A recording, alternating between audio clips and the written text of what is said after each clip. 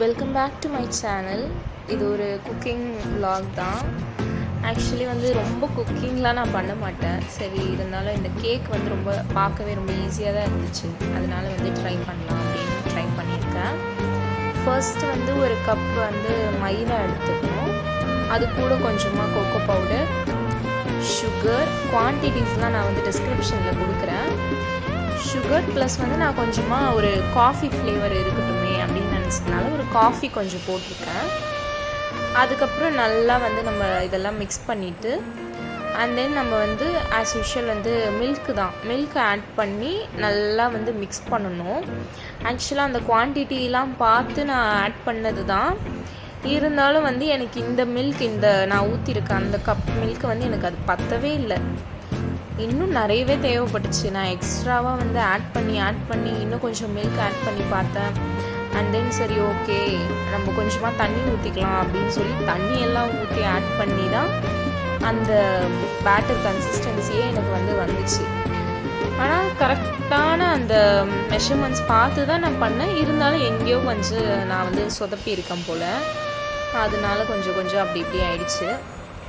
அப்புறம் நல்லா இந்த மாதிரி ஒரு பேட்டர் கன்சிஸ்டன்சி வந்துடும். பேக்கிங் பவுடர் போட மறந்துட்டேன். ஸோ அது ஓகே, அது லாஸ்ட்டாக கூட போட்டுக்கலாம் தான், தப்பில்லை. அது போட்டு வந்து நான் நல்லா மிக்ஸ் பண்ணிட்டேன். வந்ததுக்கப்புறம் வந்து நான் அதை அப்படியே கொஞ்சம் ரெஸ்ட் பண்ண வச்சுருக்கேன். அண்ட் தென் நான் வந்து அவன்லாம் கிடையாது தான். ஸோ நம்ம வந்து இட்லி பாத்திரத்தில் தான் எப்படியும் நம்ம கேக் செஞ்சாகணும். அந்த இட்லி பாத்திரம் வந்து கொஞ்சமாக தண்ணி ஊற்றி அதில் ஒரு உள்ள ஸ்டாண்டு மாதிரி இருக்கிறதுக்காக ஒரு பிளேட்டை வந்து கவுத்தி அப்படி வச்சுட்டு அதை வந்து நான் கேஸில் வச்சுருக்கேன். ஆல்சோ வந்து அதுக்கப்புறமா அந்த இட்லி பாத்திரம் வந்து நல்லா வந்து சூடாகிட்டு இருக்குது. ஸோ அது கொஞ்சம் நல்லா ஃபுல் ஃப்ளேம்லேயே வச்சிடலாம். வச்சு கூட நம்ம இந்த கேக் பேட்டர் செய்கிற வரைக்கும் அது கொஞ்சம் சூடாகலாம். ஆக்சுவலாக வந்து நான் இதை வந்து ஒரு ப்ரௌனி ரெசிபி அப்படின்ற மாதிரி தான் நான் செய்ய ஆரம்பித்தேன். அதுக்கப்புறம் இது ஃபைனல் ரிசல்ட் பார்த்ததுக்கப்புறம் இதை வந்து நான் ஒரு சாக்லேட் கேக் அப்படின்னு மாற்றிட்டேன். ஏன்னா அது அப்படி தான் வந்துருந்துச்சு. தென் வந்து இப்போது நம்ம டின்னில் வந்து பட்டர் பேப்பர் போடணும். அதுக்கு வந்து நான் நார்மல் A4 ஷீட் தான் யூஸ் பண்ணியிருக்கேன். நீங்கள் உங்கள்கிட்ட பட்டர் பேப்பர் இருந்துச்சுன்னா ஓகே, நோ ப்ராப்ளம், நீங்கள் அதை யூஸ் பண்ணிக்கோங்க. நான் இந்த மாதிரி தான் கட் பண்ணியிருக்கேன். அதில் வீடியோவில் நல்லா கிளியராக பார்த்துக்கோங்க. இந்த மாதிரி கட் பண்ணிவிட்டு அது உள்ளே வச்சு கொஞ்சமாக நெய் தான், பட்டர் கூட இல்லை, ஸோ வந்து நெய் தான் இருக்குது. நெய்யை போட்டு நல்லா வந்து ஸ்ப்ரெட் பண்ணி விட்டாச்சு. அதுக்கப்புறம் இப்போ பட்டர் பேப்பரும் நம்மளுக்கு வந்து ரெடி ஆகிடுச்சு. அண்ட் தென் அதில் வந்து கொஞ்சமாக மைதா பவுடர் போட்டு ஃபுல்லாக டஸ்ட் பண்ணிட்டேன். ஸோ கேக் வந்து நமக்கு ஒட்டிடவே கூடாது எந்த காரணத்தை கொண்டும். ஸோ எல்லா முயற்சியும் செஞ்சாச்சு. இதுக்கு மேலேயும் அது ஒட்டுச்சுன்னா அது நம்ம தப்பு கிடையாது. ஸோ நம்ம வந்து எல்லாத்தையும் வந்து செஞ்சு வச்சிடணும். இந்த மாதிரி வந்து எல்லாமே ரெடி பண்ணிவிட்டு அதுக்கப்புறமா அந்த பேட்டரை வந்து இதில் ஊற்றியாச்சு.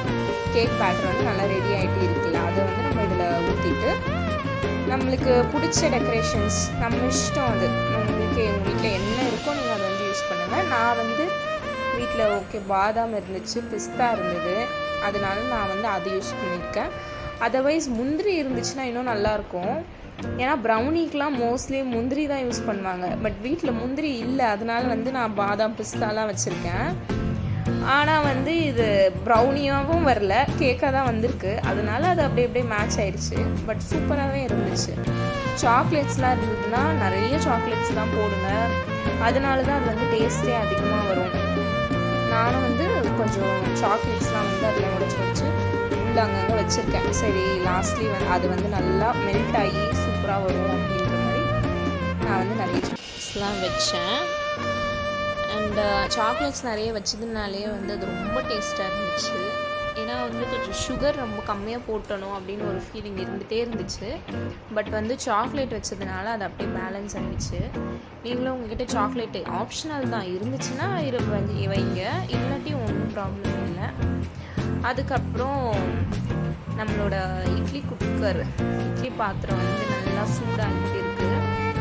அது வந்து நல்லா ஹீட் ஆனதுக்கப்புறமா இதை தூக்கி அப்படியே அதுக்குள்ளே வச்சுட்டு நீங்கள் என்ன பண்ணணும்னா அதை வந்து அப்படியே கொஞ்சம் மீடியம் ஃப்ளேமில் இல்லை லோ ஃப்ளேமில் கூட வச்சிடலாம். வச்சுட்டு ஒரு 10 மினிட்ஸ் கழித்து போய் செக் பண்ணி பாருங்கள். அதுக்கப்புறம் அப்போ கொஞ்சம் வேகாமல் இருக்கும். ஏன்னா எனக்கு அப்படி தான் இருந்துச்சு. இருந்துச்சு. வேகாமல் இருந்துச்சுன்னா தென் திரும்ப ஒரு 10 மினிட்ஸ் ஒரு கரெக்டாக ஒரு 20 மினிட்ஸில் நீங்கள் போய் பார்த்தீங்கனாலே கரெக்டாக ரெடி ஆகிடும்.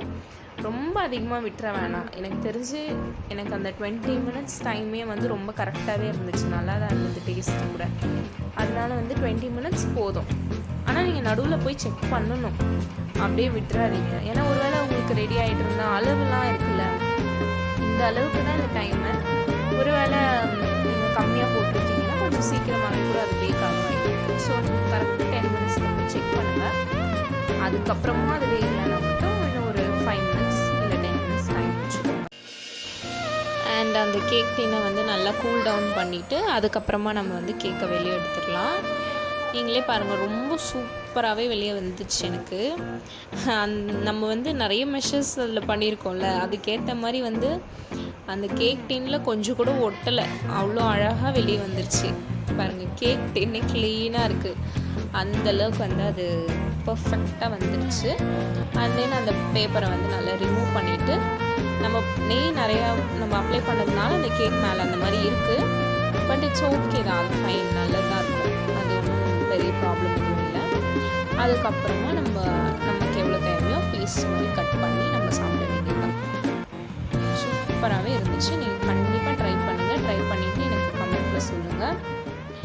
அண்ட் நம்மளோட ஸ்ரீஸ் வேர்ல்ட் சேனல் வந்து சப்ஸ்கிரைப் பண்ணுங்கள், லைக் பண்ணுங்கள், ஷேர் பண்ணுங்கள். பாய்.